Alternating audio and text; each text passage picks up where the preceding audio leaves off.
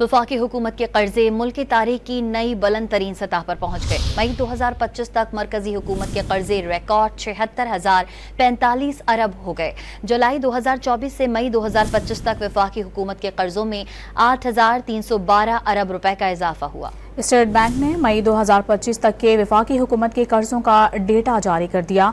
दस्तावेज के मुताबिक गुज़िश्ता माली साल 2024-25 के पहले 11 माह जुलाई 2024 से मई 2025 के दौरान वफाकी हुकूमत के कर्जों में 7,131 अरब रुपए, जबकि अप्रैल 2025 के मुकाबले में मई 2025 के महीने में 1,109 अरब रुपए का इजाफा हुआ।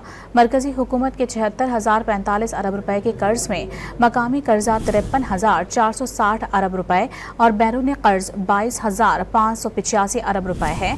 दस्तावेज के मुताबिक अप्रैल 2025 तक वफाकी हुकूमत के कर्जे 74,936 अरब और जून 2024 तक वफाकी हुकूमत के कर्जों का हजम 68 अरब 914 अरब रुपए था, जबकि मई 2024 तक वफाकी हुकूमत के कर्जे 67,733 अरब रुपए थे।